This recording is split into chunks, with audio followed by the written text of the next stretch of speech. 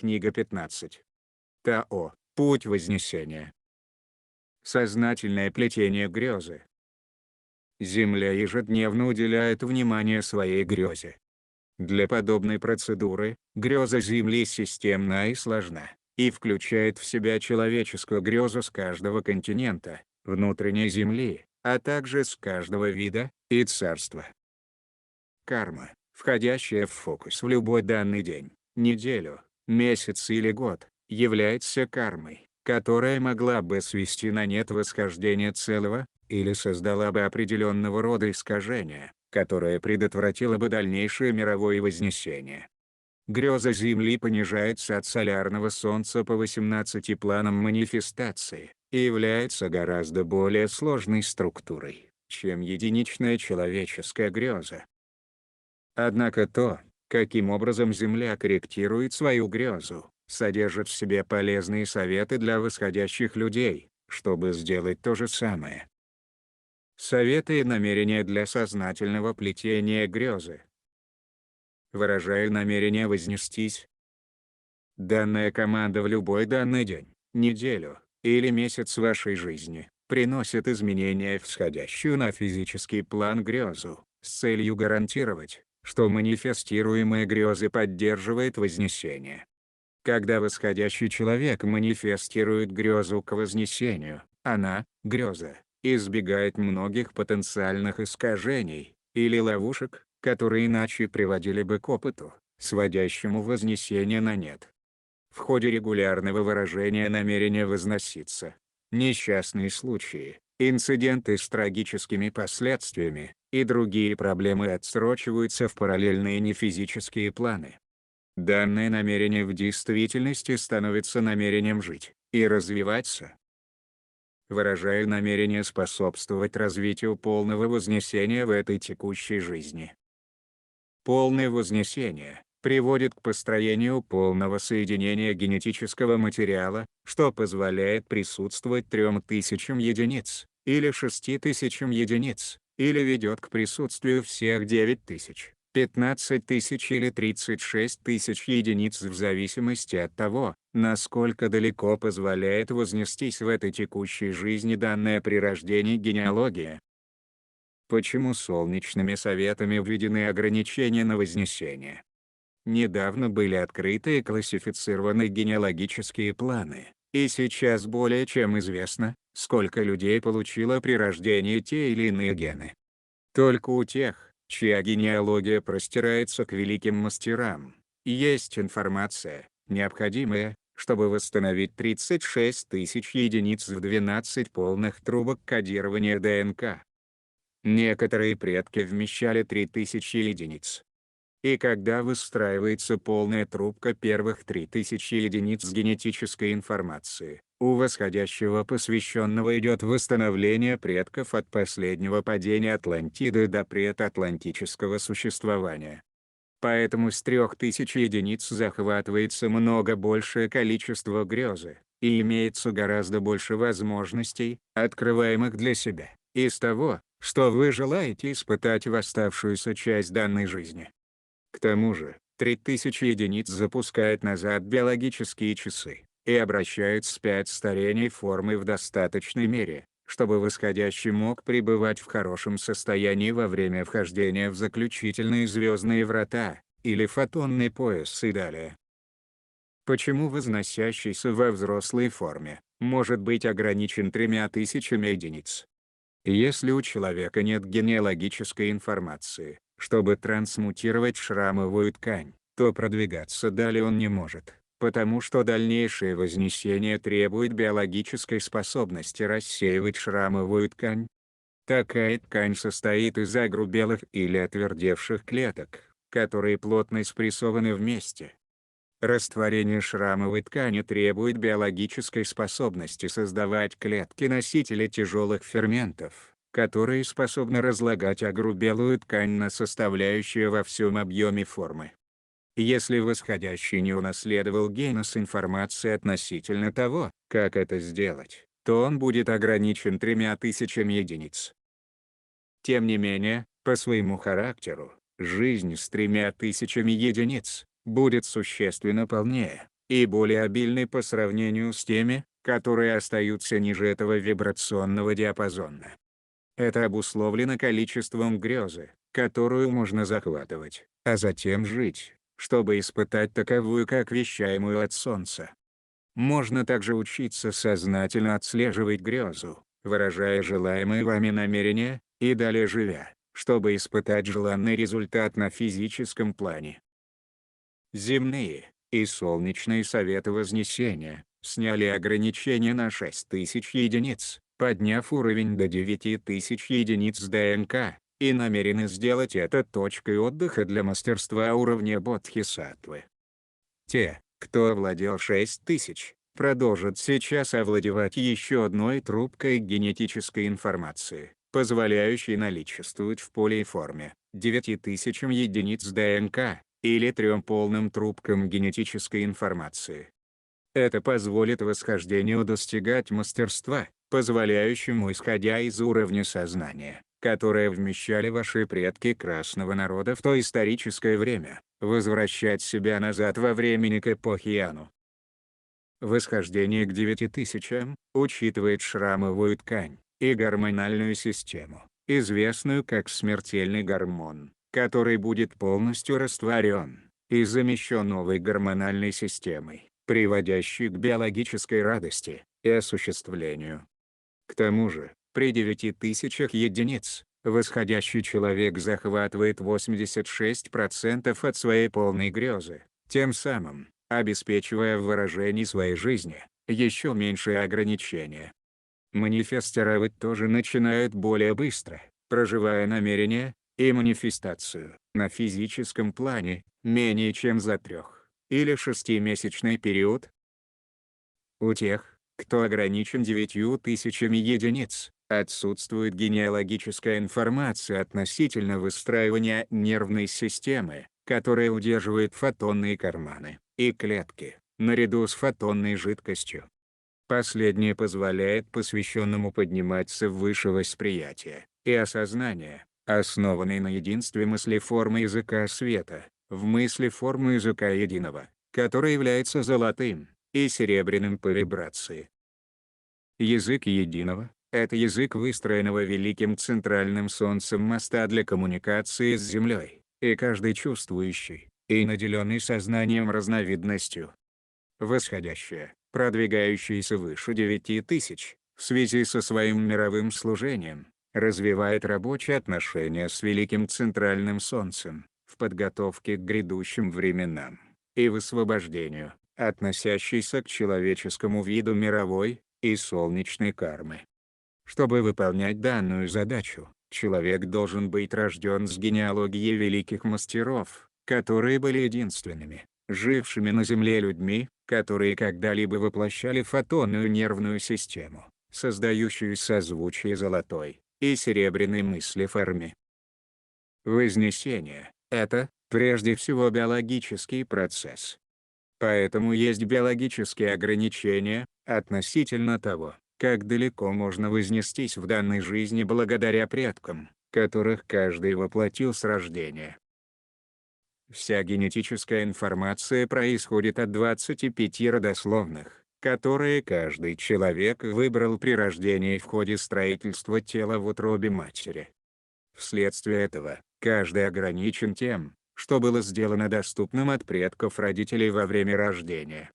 Однако, собственные дети и будущее, еще не родившиеся человеческие предки, уже смогут выбирать из более расширенной картины, заякоряя на физике родословной с соответствующей генеалогической наследственностью, чтобы охватить следующий уровень вознесения. Вот каким образом, и почему, вознесение поколения обязано восстанавливать полное сознание в человеческом виде. Полное вознесение, с представленными в целостности 3000, 9000, 15000 или 36000 единиц ДНК, уменьшает у восходящего человека количество дыр, или брешей, которые имеются в его поле. А это, в свою очередь, приводит к экрану, способному захватывать большее количество выраженной намерением грезы, что позволяет такой грезе становиться жизненным опытом на физике. Вот почему намерение проявлять собой полное вознесение так важно, ибо оно учитывает больше осуществление и радость, чем на более низком начальном уровне. Выражаю намерение завершить всю карму в своей родовой наследственности. Завершение кармы приводит к большей свободе в плетении грезы. Карма оказывает искажающее влияние на грезу. Если женщина содержит карму трудных отношений с причиняющими физический вред партнерами, то выраженное по этому курсу намерение обрести любящего партнера будет искажено, и вместо этого в ее жизни манифестируется жестокий партнер. После того, как она сознательно высвободит карму, у нее появится реальная возможность привлечь любящего человека, как было выражено в ее намерении. В том случае, если кто-то удерживает карму для бедности, то намерение к манифестации будет искажено к тому, чтобы еле-еле сводить концы с концами, и каждый месяц иметь не больше того, чтобы оплачивать квартиру и некоторые жизненно необходимые покупки. Подобного рода жалобы поступают от столь многих духовных кандидатов на путь вознесения, что Земля хотела бы непосредственно исследовать проблему плетения данной грезы. Карма бедности проистекает от существовавших одна за другой жизни в богатстве и изобилии. Если у кого-то есть предки, знавшие богатство, то у такого человека будет неудовлетворенная потребность к тому, чтобы испытать обнищание в этой текущей жизни, и тем самым сбалансировать чаши весов. Поскольку восходящие предпочитают заканчивать со всей кармой бедности, каждый прощает своих предков за чрезмерное накопление запасов, и оказывается способным манифестировать больше, чем абсолютный минимум на выживание. Возможно, что предки имели изобилие пищи, и допускали, чтобы другие существа умирали от голода за их дверью. Возможно, что предки были причастны к созданию экономической ситуации в целях собственного обогащения, которое привело к лишениям и голоданию в других регионах или народах. Возможно, предки были связаны родством с монархией или земельными магнатами, которые оставляли других в рабстве и ограничений ради собственного удовольствия. Какой бы ни была данная карма, пока она не высвобождена и не прощена, каждый будет ограничен в бедности и недостатке. Но поскольку восходящие посвященные стремятся довести карму предков до сознания и понять ее, изучая стоящие за такими событиями духовные уроки, а затем полностью прощать своих предков и себя самого, каждый будет освобождаться от требования испытывать нехватку. Так обстоит дело для любой желанной манифестации, которую вы можете пожелать произвести. Если у вас есть карма, которая препятствует такой манифестации, то в освобождении кармы появляется возможность испытать опыт, реализованный грезой в вашем будущем выражении жизни. Вдобавок к сказанному, мы должны предупредить посвященных, что немалые проблемы и человеческие реалии также вносят кармические манипуляции. В вашем обществе стало обычным явлением, когда кто-то, кто богат или живет в изобилии, сбрасывает карму бедности на других. И для тех, у кого, по-видимому, любящие отношения, весьма обычным стало выдвигать свою карму неудавшихся отношений на другого, или другими словами, способствовать кому-то оставаться старым холостяком, или старой девой. Ну а для тех, кто на физическом плане здоров и силен, не так уж и редкий случай сброса на других своей кармы болезни и несчастного случая. Поэтому удостоверьтесь, что карма, которую вы прорабатываете, является вашей собственной, и намерением возвращайте любую, которая принадлежит кому-то другому, назад к источнику ее происхождения. Как узнать, является ли карма собственной? Вам могут указать вашу истину внутренний тест, или маятника тела. Если вы ясновидец, то можете смотреть настоящую за кармой сигнатуру энергии, и видеть, соответствует ли она собственной. На всякой карме, сущностях, механизмах, проклятиях, приворотах, заклинаниях и других разрушительных нефизических манифестациях, лежит энергетическая сигнатура, идущая именно оттуда, где таковые были созданы.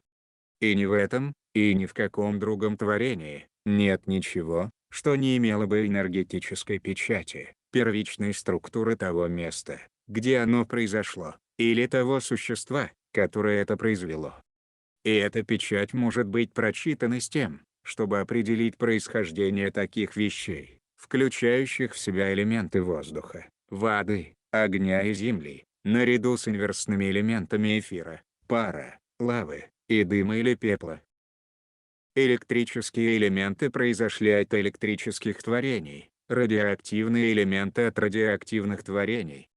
У кармы других творений будут электрические или радиоактивные сигнатуры. У кармы Земли будет магнитная земная сигнатура. У кармы разных людей будет отличающаяся сигнатура, ибо каждая энергетическая сигнатура столь же индивидуальна, как снежинка или отпечатки пальцев. Поэтому на эфирных планах абсолютно невозможно скрыть, что и откуда, от кого, реально произошло. В действительности, немалая часть времени Вознесения идет на сортировку, что является вашим, моим или чьим-либо еще, и происходит ли это с Земли, или из другого творения.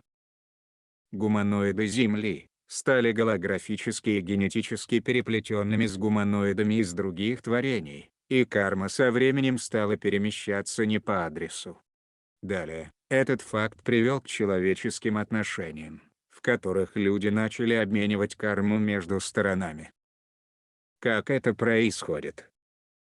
Если у определенных людей есть предки с плеяд, и их плеядианские предки через совместно разделенную ДНК передали когда-то карму Земле, то теперь всякий раз, когда человек с плеядианскими истоками пересекает путь другого человека красной сириусианской расы, карма бессознательно передается в том же направлении. Высвобождайте и прекращайте кармическое соглашение на принятие чужой кармы, и последнее будет течь назад к тому человеку или творению, где она произошла. При 3000 единиц появляется отличная возможность очистить в этой жизни всю карму для всей картины своих предков. Когда это произойдет, ваши будущие предки начнут отходить от сингулярности и перевоплощений, и будут лучше подготовлены для будущих времен Вознесения к четвертому измерению, что грядут на Земле. Достичь этого – нелегкое дело, и у тех, которые возносятся еще дальше, появляется способность высвобождения всей наследственной кармы в течение 1 десятилетия, или около того, что впоследствии позволит их жизням быть полностью свободными от кармических договоров. Это приведет к глубокому чувству свободы в качестве мастера, широко овладевшего таким состоянием, ибо свобода от кармических обязательств претворяет в жизнь грезу, в которой ткется и манифестируется все что угодно, что вы только можете себе представить, без ограничения. Выражаю намерение к мировому служению. Мировое служение позволяет выравнивать свою грезу с грезой Земли относительно себя, как возносящегося посвященного. Чем далее продвигаются человеческие посвященные, тем в большей степени идет продвижение к мировому служению, в которое каждый возносится. Мировое служение приводит к участию в мировом вознесении Земли, вследствие того, что поле восходящего позволяется работать в целях сбора записей, высвобождения кармы, или рассеивания стереотипов, сохранившихся в почве в результате человеческой травмы, а также работать с целью благословений почвы и морей, чтобы последние могли исцеляться. Во время мирового служения предусматривается равноценный обмен, который обеспечит Земля, с тем, чтобы каждый обладал необходимыми средствами для поездки туда, где Земле необходимо ваше присутствие, и работа для мирового вознесения. Мировое служение выравнивает все манифестации только у тех, кто служит вознесению целого, или вознесению человеческого вида. Нужно понять, что для того, чтобы возноситься, восходящие люди не должны быть неимущими, и также нет надобности переезжать в высокогорье, чтобы вести жизнь монаха-отшельника. Вознесение требует активной жизни и взаимодействия с другими людьми в целях высвобождения кармы между предками. Можно также соразмерно восполнять потребности, чтобы создавать достаточную и лишенную напряженности жизнь, которая приносит радость. Выражаю намерение охватить свою истину в действии. Истину в действии можно считать вашими новыми первичными стереотипами в связи с уровнем вашего вознесения. Новые первичные стереотипы внесены в новую астрологию для вознесения. Каждый возносящийся посвященный охватывает первичный стереотип, идущий как от древней красной наследственности, так и вследствие модификации голографических планов, что обусловлено новой, вещаемой Землей на восходящих людей грезой, в целях вызывать большее пробуждение и осознание, в рамках человеческого рода. Каждый посвященный уникален в своей истине, которую несет в себе.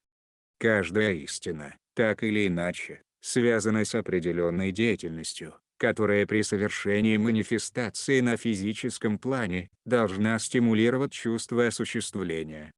Намерение к истине в действии позволяет сходящей на физический план грезе настраиваться к новому первичному кодированию, такому, что манифестация приводит к большему чувству внутренней реализации.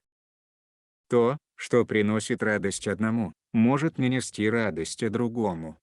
По оценке Земли, выражением истины является то, что приносит вам наибольшее чувство радости. Многие из посвященных находят свою реализацию в обучении, консультации, создании подходящей для восходящей формы одежды, живописи, ювелирных изделий, или искусстве всех видов, выращивании овощей и лекарственных растений, создании музыкальных инструментов, таких как барабаны, варганы, трещотки, свирели и так далее. Каждая истина уникальна, и то, что дает внутреннее осуществление одному, не будет давать этого другому. Поэтому данное намерение должно привести к событиям, которые обеспечивают уникальную возможность внутреннего осуществления для каждой истины, которая будет выражена в ходе вознесения. Выражаю намерение реализовать себя в деятельности, доставляющей мне радость. Это намерение начнет формировать грезу, да и само будущее к новому занятию, которое приносит только радость.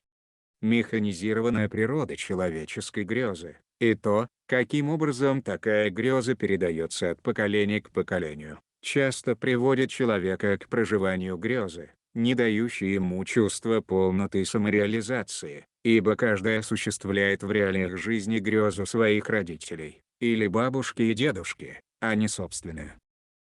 С такими короткими циклами перевоплощения, и тем, насколько фрагментированные грезы при 2 единицах ДНК, зачастую случалось так, что грезы, желанные в одной жизни, отсрочивались на будущие поколения. Подобное имеет место, когда желаемая конкретным человеком греза настолько отличается от его генетического программирования, что ей не удается достигать физического плана, и вместо этого манифестация идет в параллельной жизни, в бессознательном. Существует лишь небольшое количество грез, которые могут быть захвачены полем, порожденным 2 единицами. Поэтому большинство грез, которые человек хотел бы сотворить, не может быть реализовано на этой вибрации. Это приводит к подавляющему числу несчастных и неудовлетворенных людей, являющих собой отражение вашей текущей цивилизации. Восхождение к 3000 обеспечит восходящему манифестацию на физическом плане 50% от всей грезы, как идущего от Солнца энергоинформационного потока. Восхождение к 6000 предусматривает схождение на физический план 75% от всей грезы. Восхождение выше этого обеспечивает почти 100% манифестации всей грезы на физическом плане. И чем более полна греза, тем больше чувства внутренней целостности и осуществления. Вследствие идущих от ограниченной грезы, скуки и недостатка, Люди соперничают и соревнуются друг с другом, вредят друг другу и идут войной друг на друга. Поскольку люди возвращаются к проявлению грезы, воплощаемой в жизнь через Вознесение, любовь снова может протекать между сторонами, а потребность соревноваться, вредить или воевать постепенно исчезнет в отдаленную память о цивилизации, оставляемой далеко позади. Ибо количество захваченной восходящим полем грезы приводит к количеству любви, улавливаемой в качестве направленной душою на физический план. Любовь души наполняет вас изнутри, и осуществление в таком случае может быть выражено в приносящих радость жизни физических занятиях. В радости и осуществлении каждый будет касаться других в состоянии радости и осуществления, и уже не будет соревноваться или вредить.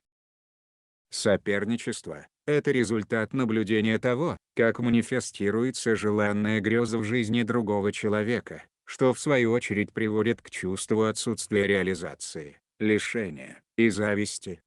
Когда все люди способны ткать грезу, которую желают, они начинают чувствовать себя реализованными, и в результате потребность безмерно накапливать средства также исчезает. При этом должны быть удовлетворены потребности всех народов, и голод, бездомность и недостаточность должны стать человеческим опытом прошлого. Поскольку происходит высвобождение всей кармы, относящейся к голоду, бедности, бездомности, лишениям и неудовлетворенности, энергия должна быть сбалансирована заново в мировом масштабе, чтобы учесть перераспределение ресурсов. Что касается Земли, то это положит конец лишениям энергии, что доставляли ей проблемы свыше 6 миллионов лет, 24 миллиона человеческих лет. В связи с этим, создается достаточное количество энергии для непрерывного мирового вознесения. Выражаю намерение к сбалансированному предоставлению и получению. Эта команда позволяет иметь в наличии достаточное количество жизненной энергии, чтобы способствовать своему непрерывному вознесению. К тому же, она запрещает или блокирует вредоносные бессознательные действия тех, которые склонны вампирить ваше поле, за исключением случаев невысвобожденной кармы, которая должна быть рассмотрена и проработана, с тем, чтобы вводить поправку на такой опыт. Выражаю намерение к щедрости. Щедрость претворяет в жизнь достаточное количество средств, чтобы сделать все то, на что у вас есть соглашение. Если у кого-то будут соглашения посетить такое мероприятие как конклав, то намерение для щедрости должно вносить изменения в грезу, чтобы последнее предусматривало фонды, необходимые для совершения путешествия. Точно так же обстоит дело и для любого другого мирового соглашения о помощи, которое вы можете иметь с Землей, или соглашений со своими предками на то, чтобы поехать собирать записи Вознесения. Когда появляется желание манифестировать в своей жизни какой-нибудь предмет или опыт, Земля ведет посвященных к тому, чтобы не сосредотачиваться на деньгах, необходимых для манифестации, ибо Солнце не понимает идею денег, а потому концентрация приведет к неудавшейся грезе. Вместо этого, представляйте себя в центре обстоятельства, которое желаете проявить. Если вы желаете новый автомобиль, рисуйте в мыслях, как вы ведете новый автомобиль. Если желаете манифестировать поездку в ту или иную часть света, представляйте себя идущим к месту назначения и наслаждающимся поездкой. В случае, когда вы желаете манифестировать новые отношения, концентрируйтесь и представляйте себя получающим удовольствие от новых отношений. Если желаете проявить новую работу, рисуйте себя в мыслях работающим на новой работе, которой вы наслаждаетесь при выдвигаемых условиях. Выражаю намерение жить в местности, которая способствует моему вознесению и приносит мне радость. Физическая форма свидетельствует, что довольно трудно пребывать в радости в тех районах, которые не дают ей эмоционального наслаждения. Поэтому данное намерение приведет к реализации переселения в места обитания, приносящие телу чувственную радость. Для каждой формы, и погода, и ландшафт, где она могла бы испытывать таковое, могут варьироваться. Для одних это будет в горах, для других – в долинах и лесах, для третьих – в пустынной местности, ну а для четвертых – у рек или океанов. Биологическая радость – необходимое условие для внутреннего осмысления и восприятия осуществления. Поэтому, перебазирование к местам обитания, которые доставят удовольствие ощущениям тела, приведет к большему опыту осуществления цельности жизни. Недостаточно будет посетить такие места единожды, нужно жить там все время. Приносящие вам радость жизненные пространства, будут непосредственно связаны с местами обитания ваших предков, проживавших там радостные жизни. Поэтому, Вознесение будет приумножено сбором записи от жизни в гармонии, единстве и радости в племенах людей, которые когда-то жили на такой земле. Вознесение вызывает эмоциональные события от каждой группы предков, которые жили в определенном диапазоне частот в другие исторические времена. Поскольку восходящие люди, в любом специфичном диапазоне, ведут очищение травмирующих переживаний, психотравм и эмоционального осадка, то после этого остается мир. Жизнь на Земле, где когда-то протекали мирные отношения, индивидуально и коллективно приумножит миролюбивые, основанные на единстве отношения. Учитывая подъемы и спады Вознесения, сохранение единства может оказаться трудным делом, возможно за исключением, когда каждый настраивается к миру, исходящему от почвы, и концентрируется на нем через намерение. При этом почва будет поднимать человека и коллектив в трудные моменты, которые может, и скорее всего, будет проявлять индивидуальное и групповое вознесение. Земля ожидает, что формирование восходящих общин будет разворачиваться именно в тех местах, которые хранят в почве большое количество записей человеческих племен, в основе отношений которых лежало миролюбие и единство. В этом случае, почва может переобучать человечество тому, как снова сосуществовать в почитании и мире. Когда множество людей соберутся жить в почитании и мире в восходящих общинах, тогда будет заякорена света копия для других людей, призывающая их восходить в мирные, основанные на единстве отношения.